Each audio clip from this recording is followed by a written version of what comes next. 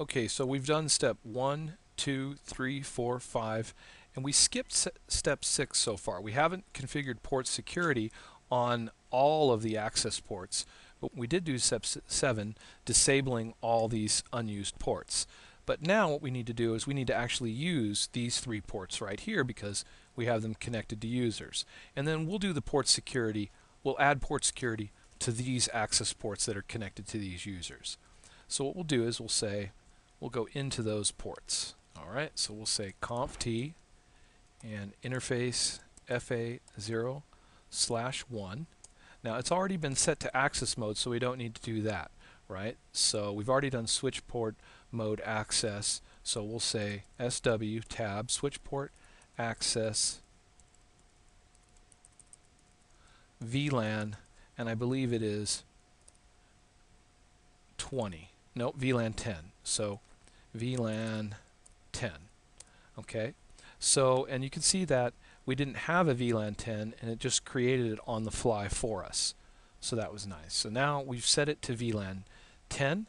The other thing that we want to do now, we've already done the rest. We probably want to do a no shut command, which will turn the port back on. So now this port is in VLAN 10, but it has all these other aspects to it still configured. Let's see if it does. Control C, show run, and you can see that now it's part of VLAN 10. It's in mode access, no CDP, port fast BPDU guard, all enabled. All right. So now let's add some port security. I'll do Control C, Conf T, and I'll go back into that interface. Interface FA01. And actually what we could do is we could apply these commands probably to all 3 interfaces. So let's do interface range, or actually let's just change the VLANs for the other interfaces too. So for port 2, what we can do is switch port access VLAN 20, and then no shut. And then I'll do an interface FA03, and then I'll say switch port access VLAN 30, and then also do a no shut command, which will bring the interface back up. So now all 3 interfaces are back up, and we need to add port security. So for port security, what we'll do is we'll say interface range FA0/1 to 3. And that puts us into configuration interface range mode, and now we can add port security. So we'll say SW tab switch port PO tab port security, and that will turn on port security for those 3 ports. So now what we want to do is do an up arrow, right? And let's look at our commands real briefly. Port security, and what we want to do next is a maximum number of MAC addresses that can be used on the port. Now you'll find in the Cisco curriculum they oftentimes recommend maximum 2 addresses. Well, why is that? Well, that is because oftentimes you might have a situation in a business where they have a phone hooked up to the switch port, and then the user's computer is hooked up to that phone. So you actually have 2 devices on this one port. So you want to be able to learn 2 MAC addresses on that port for one for the phone, I guess, and one for the computer, right? So in this case, though, we don't have that. We just have a computer, so we don't need to do that.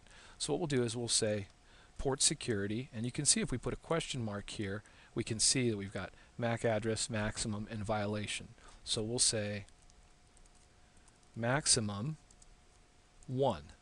All right, so we can only learn 1 MAC address on that port. So if a user was to try to replace this computer with their own laptop, right, or they were trying to put a switch on here or some other device, then the port security would shut down that port, or at least it would trigger an alert that it's gone past the maximum.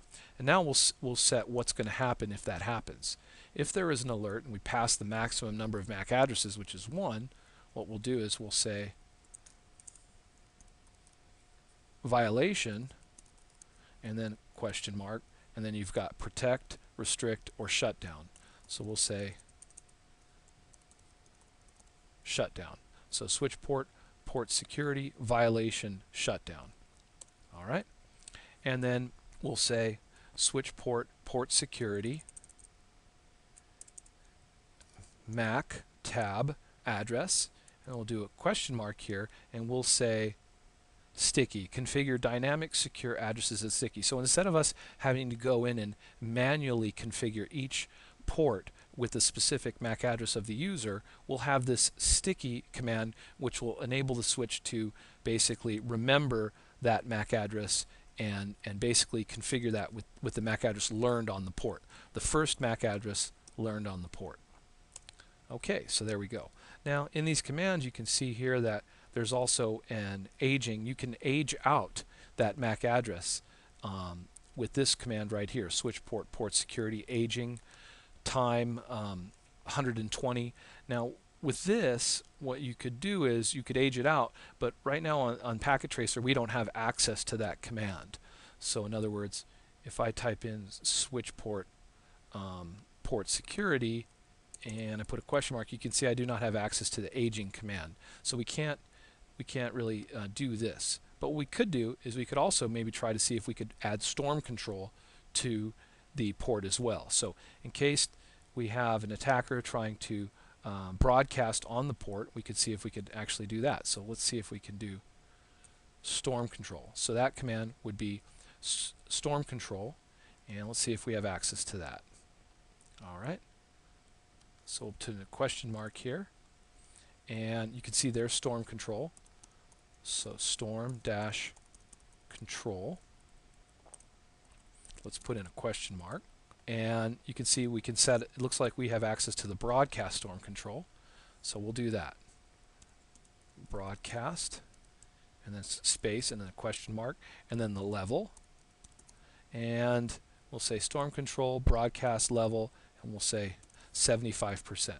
So if broadcast packets go past 75% of which 75% of the available bandwidth, the port will be shut down. So we say storm control broadcast level 75, and another command here, storm control action shutdown. It doesn't seem like we have access to that command, however. So if we type storm control, it doesn't look like we have access to that command. So we'll just leave it at that. All right. So now we'll do a control C, and we'll do a show run.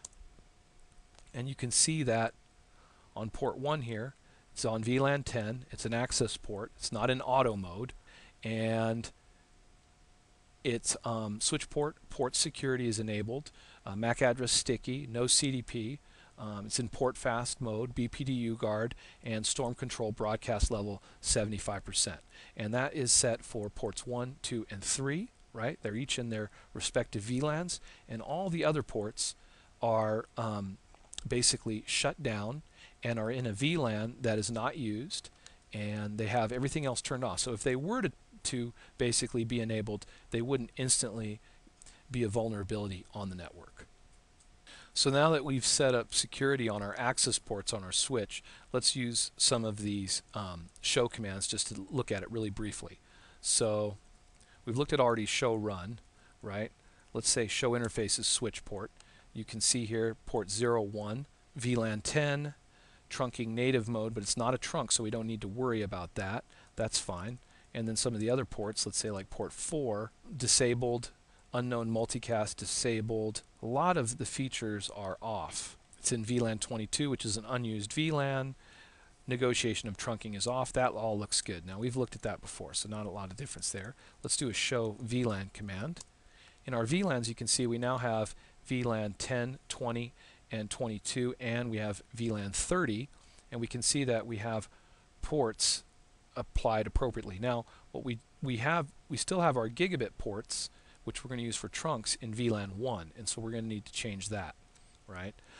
We can also do a show storm control and show storm control broadcast. And you can see here that we've got the upper limits and the lower limits of storm control on ports FA0, 1, 2, and 3 set to 75%, and then their current levels. So that was the show storm control.